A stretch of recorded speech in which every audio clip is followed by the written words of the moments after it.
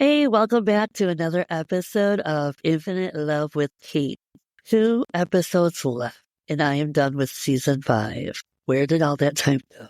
Honestly, I was just off of my recovery from my surgery. I was back at work, and lo and behold, I was jumping right into this podcast. Did I take a couple extra weeks for myself? Of course I did. But how fast this time went. Was the recovery easy? No, I'm still recovering. But almost 5 months in, I'm feeling ready to get out there and try. I'm a little nervous because it has been, almost 5 months, maybe even longer since I've done any running, anything in the sense of physical workout, the way I like to work out. I mean, I'm a speed walker, so I can get anywhere from 6 to 10,000 steps in a day at work. That's just at work. So I move, I hustle and bustle. And was I moving right away when I went back to work? No. I think this whole procedure, this whole experience of these fibroids, benign tumors, was a great awakening to really get me to slow down and move at a sloth pace. I've never in my life at work moved that slow. I've never really put so much effort and thought into how careful I was with my body and not lifting and not bending over quickly. It was a whole different experience. I'm going to be honest. So here I am. And it is almost 16 weeks. I usually cut off my episodes, my seasons by weeks. And I was sitting there and my phone went off, my calendar went off, but I had the old schedule in, not changing out the dates, because I honestly did not think that my recovery of being at home for a month would have me not even try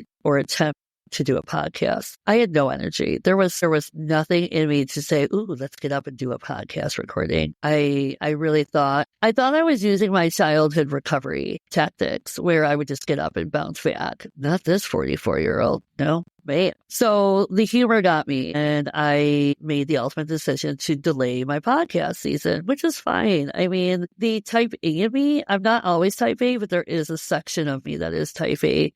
Really panicked for a second, and then I thought about the whole process, what self-reflection can do for you. You stop and you think about everything, the details, the messages, the underlying messages, peeling back the layers of why do you think the universe has you going through this? Not because God, the universe, spirit hates you, but because there's a greater message, a greater lesson. It's allowing you to alchemize this process and turn it into something beautiful for yourself. And I did that. And luckily, because of where I'm at in my healing, in my journey, in my self-awareness, my self-love, I've really put pieces together to understand that this was a timeout, pause. Let's do things extra slow. You don't have patience? Well, I'm going to teach you patience. You said you wanted to learn more patience. Well, here it is. It's funny how the world works. You ask for things. It's not that you're going to be handed patience. You're going to be handed the situations that teach you patience if you let it. And I did. I may not have liked it at first. Like anything else, I'll fight it. A little combative with my own demons, my own self. But I slowly learned that I had to relearn my body, relearn how to love my body and accept it for all of its glory of all the weight gain and everything else. And it was different. It was a different kind of love, because before it was my struggle of loving my face, loving those differences. Now it's loving everything about me. It's not just one piece at a time. It's everything, embracing all of me, my age, everything, my vibrance, my levels, my energy, my love, my respect and gratitude for myself, for what my body gives me, and pouring into that, completely pouring back into my soul and my healing and my journey physically now. Before it was mentally and emotionally and soulfully, spiritually. Now I'm doing it physically. And you see how it's just constantly pushing me to growth, to healing. I never saw this coming. If you would have asked me 5 years ago when I began this journey, I don't know if this is exactly how I could picture it. Now, has this journey been easy? No. Have I wanted to jump ship a million times? And now the way the world is going, our world is in its dark night of the soul, and it's hard. It's hard to process it. It's hard to balance out all these energies, but it's necessary. And I think because of the physicality of where I was, I mean, when I had these fibroids growing on me, I was carrying weight and pain that was taking away. There was no room where I couldn't breathe. Every step was effort and energy that I was exerting.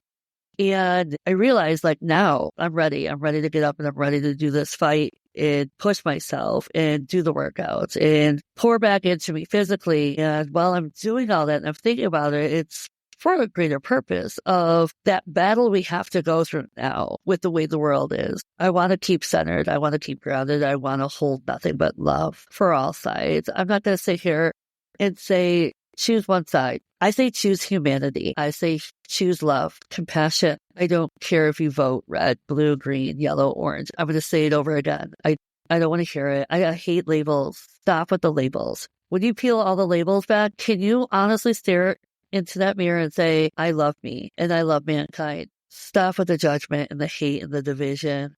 Work together. If we don't like something, then let's come together and work together, because what's going on right now isn't working on both sides, on all sides. We can't just say it's not working for one side. It is not working for all sides. We're turning our voices into trends. I get the concept of what these trends mean. I get you're trying to take out the hate, but you have to understand that you're turning your voice into a trend, which is a projection, which then just exerts more hate, more judgment, because judgment is hate, hate for ourselves, hate for others. Use that anger and turn it into love, and turn it into reasoning, and turn it into balance, and turn it into harmony. I'm watching what everyone's doing all over the world. And how powerful is it to watch other countries solidify, come together, unify, and take down their empires, take down the people that need to step down. And it's working for them because everybody is coming together as one. We're not removing people because we hate them, because of their color, their race, their gender, who they choose to marry and love. That's not what's hurting us. Hate is what's hurting us. Division is what's hurting us. Power, greed, that's what's hurting us. If it's that important to you, put all of you on an island and go prosper, be wealthy amongst each other, pat each other on the back. But you'll never thrive and survive because you'll never have us to hate, to divide, to separate, to control. Do you see how that makes no sense? It doesn't. We are repeating history, and not in a good way. Everything you've read is now going to repeat itself. And that's what's sad.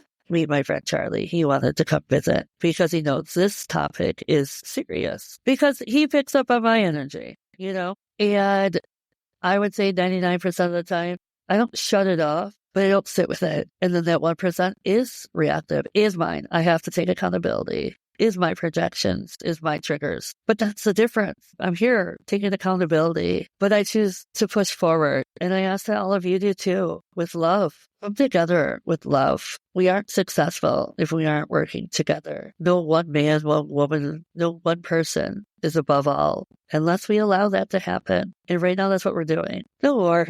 But I'm not going to be afraid. No, whatever's to happen has to happen. We have to utilize this darkest of times to transform it into something more beautiful, if we so choose, if we stand up and rise like the phoenix. So who are you? Are you going to rise, or are you going to stay stagnant in the darkness and let this be your life? Let this be your cycle over and over and over until you're a part of the history books for future generations to see. I remember, someone had asked this question, and I thought, wow, when we were children and we were reading about the Holocaust, how horrifying the experience, the reading of Anne Frank, what they did. Imagine, could I ever be in a situation? Would I ever survive? And I remember tears, even then, as a little child, being very empathetic, because you could feel that pain. That's torture. People were tortured, and it wasn't fair. But it was hidden because social media, television was just coming out, I believe. But it wasn't utilized, because why not sway media or sway them away so nobody sees it? Out of sight, out of mind. So the world didn't understand what was going on. Even people in that area, in those areas, saw the smoke from the factories, saw the ash coming down, not realizing those were human remains, but still couldn't believe, their minds couldn't believe that this was truly what was happening. And here we are thinking, oh, I would never let them happen. I would never let them take me. As a child, that's what you want to say. You're like, no way, I would fight. Well, are you fighting now? Are we fighting? Are we turning TikTok trends into our voices? Or are we able to do more? What are we so afraid of? There's more of us than there are those who hate. There's more love than there is of hate. If you do the math, love outweighs hate. Love is more powerfully beautiful than hate. So what are we going to do? What are you going to do? I know I can't just sit by and let these next 4 years go unscathed, quietly, just living. Can't. I won't ever be submissive to you, to anyone who feels because I'm a woman or I'm part of the LGBTQ crowd. That's my life, my choice, my family, my community. But I am open to all communities.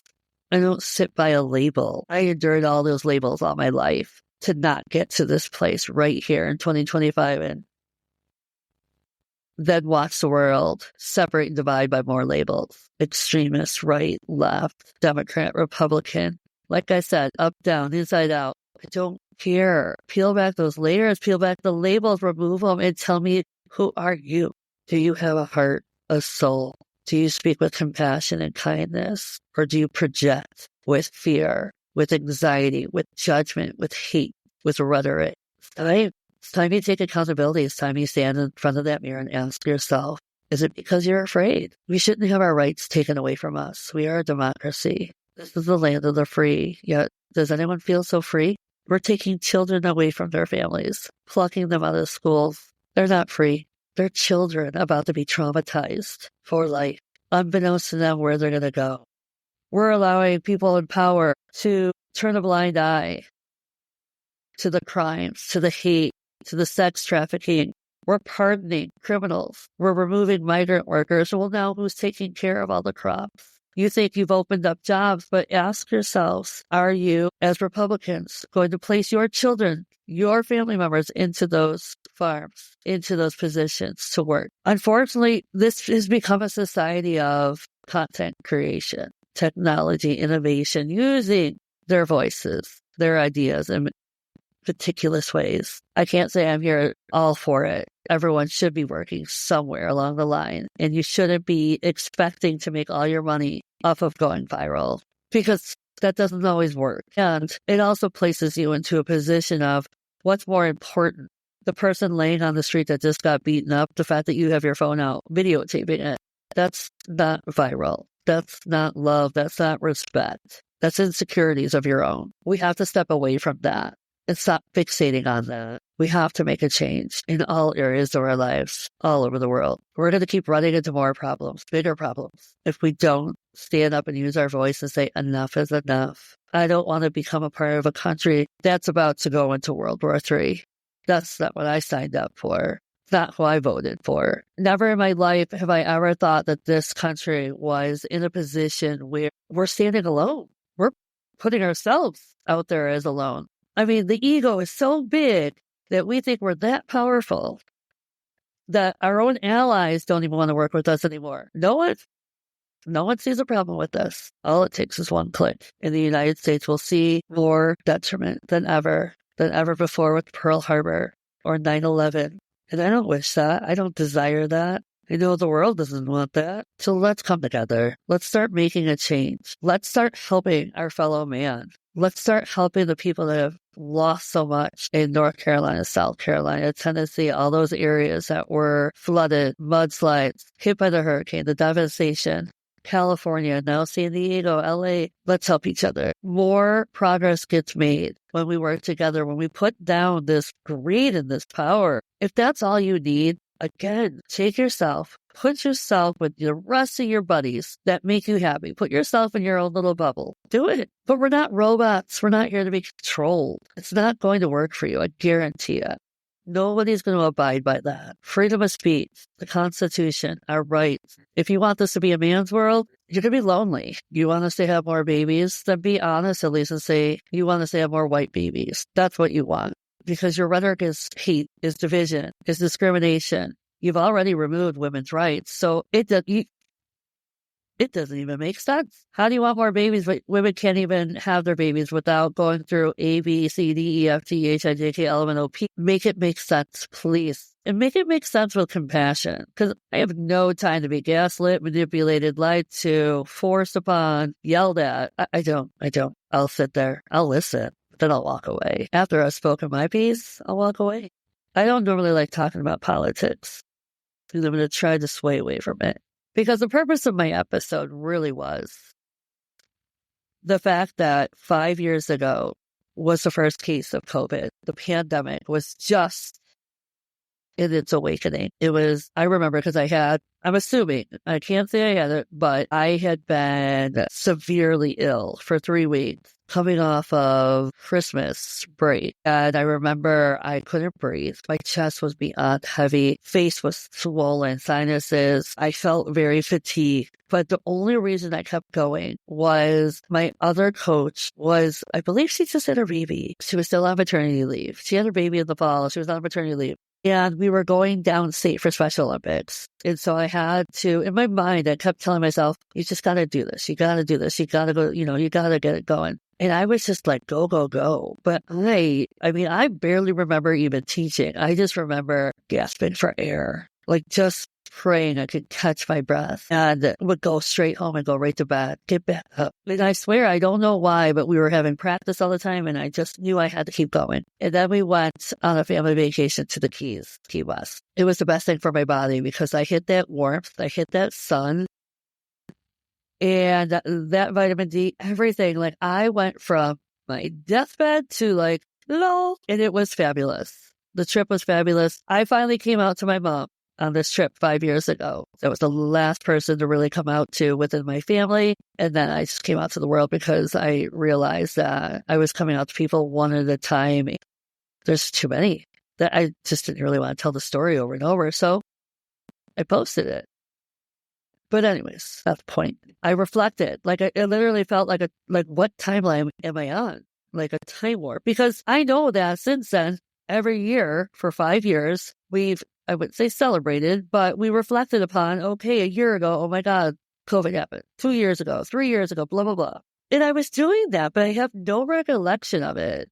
It's the weirdest thing to share because I have a great memory. I remember all my reflections. I remember based on emotion. And I can remember doing the talking. I can remember sharing on the podcast. I can remember making TikTok videos. But it almost looks like I'm looking at myself, but it's getting further and further and further away. It's so bizarre, and it's beautiful, beautifully bizarre. And as I'm staring at myself and I'm reflecting, and I'm like, years ago, wow, in my mind lately, and I was just telling a friend, I was like, hey, universe has got me doing some kind of reflection in a very unique way. And this happened right before I just realized it was 5 years for COVID. And they're like, well, what do you mean? I'm like, I'm talking the biggest moments, the toughest moments, the most impactful moments of all of this journey, of all of this healing in the last 5 years. The people, the places, the timelines, the emotions, whether it was a high or very low, have all come into play at the same time. It's like looking at like a magic ball, and it's swirling, right? Swirling and swirling. And all those vibrations, I'm staring at them. And I know you're probably thinking, what are you talking about? So imagine closing your eyes and just imagining all the different moments in your life in the last 5 years. And if you can't go that far back, take the last year. Take all the significant, most impactful moments. Whether you thought, oh my God, this is the greatest, and you felt that alive feeling, that surge, that adrenaline, or the moments that, oh my God, how am I ever going to get through this? I can't. I wish I was. Blah, blah, blah. There's moments that you find yourself on your knees, praying to God or to whomever, asking for help, asking for assistance to get you off your knees or get you out of bed because you are broken, because you are grieving. Take all those moments, and you don't feel them the way you would if you process it moment by moment, right? Yet you're feeling them in a very nonchalant. It's so hard to depict like what that feeling is. It's like you're brand new is the best way to explain it. But yet you've endured all this, you've experienced all this, and you've felt it all, and you remember all those feelings. But within you, you're looking outside like a fishbowl. You're looking in, and you're looking at it from a brand new perspective, shift, timeline is the best way I can share this. Because if I was looking at it from a wounded area, then my emotions would pour out. Those feelings would come right there to the surface. And it's not. It's beautiful because I can still cry, don't get me wrong, to a great commercial. But when I'm talking about this moment, 5 years, flashing back, yet flashing forward, and watching it do slow motion, yet in a very fast-paced movie script, it's wild. It's so wild. It's surreal. And I'm grateful that I get this opportunity to feel and understand this reflection, because it's like I put that last piece in a puzzle and I could see all of it for the first time. And I didn't know what that visual looked like.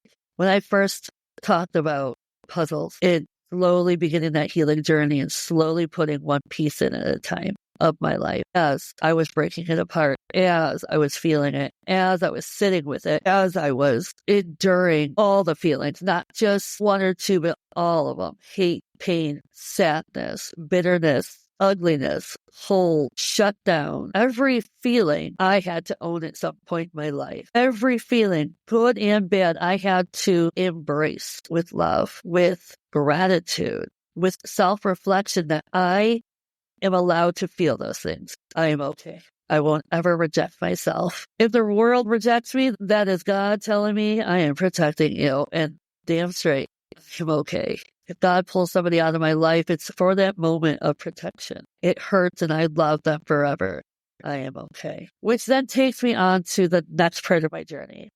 I won't go into it until next season. But it's what I left you with last episode when I shared my guest spot with Laura Flowers on Rediscovering You. If you listened, you definitely went over to her episode and you heard. If you didn't listen, then I highly recommend you going over to Apple Podcasts, Rediscovering You, episode 15 with Kate Gutierrez, and listen all the way till the end, because she asked a very important question. So what's next on your healing journey? And I give it, and I'm not going to give it to you because I really do desire for all to take that next move if you so choose, and listen if you so choose.